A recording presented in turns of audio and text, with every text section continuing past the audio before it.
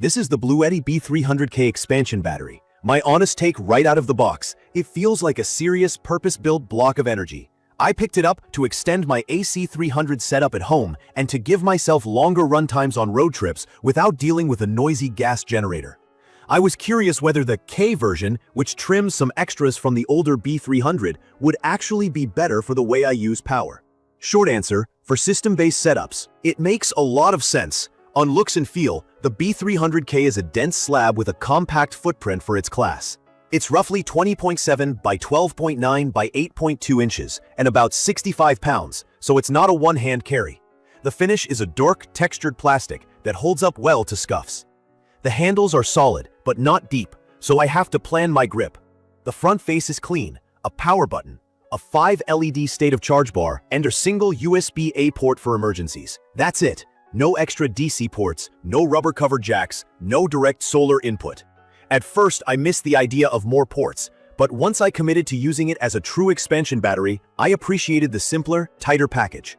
The expansion cable is where the design shows its heavy-duty side. It's thick, rigid, and locks in with a slide mechanism. It inspires confidence, but demands clearance. I can't push the stack flush against a wall. I leave at least half a foot of space for that cable loop. From my experience, pairing the B300K with the AC300, setup is straightforward.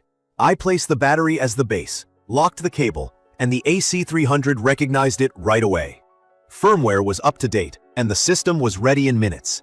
On grid charging through the AC300, I routinely saw fast input power.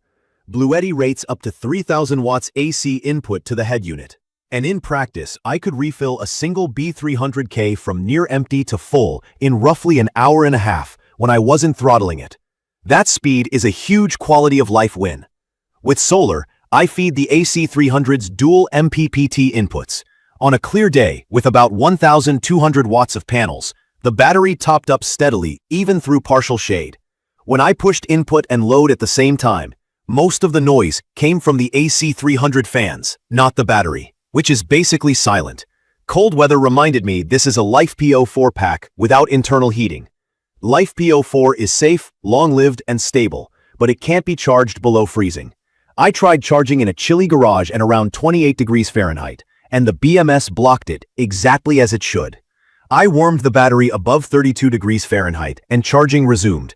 If you plan to keep this in an unheated space in winter, factor in a little heating pad or bring it indoors before charging. As for longevity, the 4,000 plus cycle rating to 80% capacity is a big reason I went this route. That's years of daily use without babying the pack, and in my opinion, that's the best argument for LiFePO4 for home backup and road use. Real-life runtime is where expectations matter. A single B300K holds about 2764.8 watt-hours. That's a lot, but big loads chew through it quickly. My office setup, desktop, monitor, modem, LED lighting, barely dents it over several hours. And my fridge cycles fine through a multi-hour outage. When I tried to keep a small RV AC running well into the night, one B300K wasn't enough.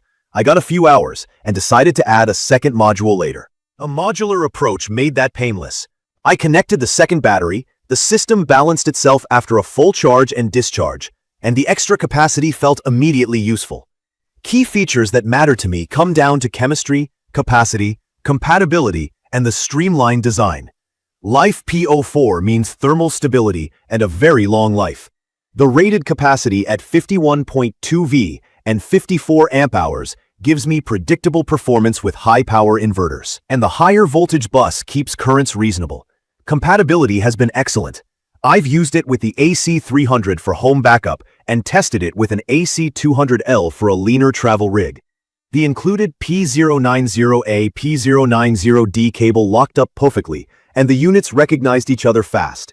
The compact shell compared to the older B300 really does help fitment. I slid it under a bench where a taller pack wouldn't go, and even though the B300K only has a basic USB-A on the front, that came in handy once when I wanted to top off a headlamp without waking the whole system. It's perfect for people who plan to keep the battery connected to a BLUETTI power station most of the time, home backup stacks, RVs with a central inverter, van builds that want a neat tower install.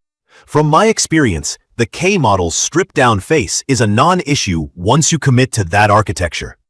If you need a battery that can act like a mini power station by itself, with USB-C PD, or a 12-volt outlet, or direct solar in, I'd look at the B300 or B300S instead.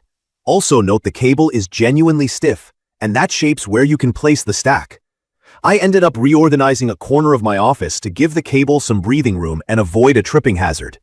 And while this is about the battery, not the inverter, it's worth saying, if you pair it with an AC300 and leave the inverter on 24/7, the standby draw is not trivial. The battery can slowly drain if the head unit is idling without a charge source, so I use schedules and PV priority to keep it topped up. The parts I like most are simple: the value per watt hour, the cycle life, and how seamlessly it scales. I started with one pack to soften outages and run my office cleanly through grid blips. I added a second when I wanted overnight coverage for my fridge and networking, plus a few creature comforts, and the system grew with me at the pace of my budget. Charging speed when paired with the AC300 is excellent and gives me confidence before a storm.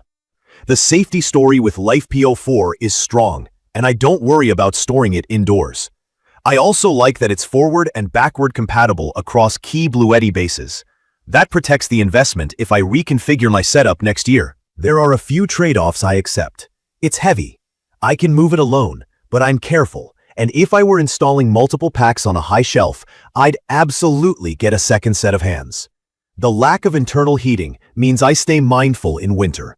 The cable demands space and patience, and the minimal front ports are a conscious decision I made to prioritize a clean, compact expansion battery over a Swiss Army power bank. In my opinion, the BLUETTI B300K is a smart buy if you live in the BLUETTI ecosystem or plan to.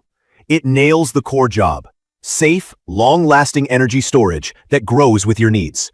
I'd recommend this for home backup users with an AC300 or AC500, RV owners who want a quiet alternative to a generator, and anyone who cares more about dependable capacity and longevity than standalone bells and whistles.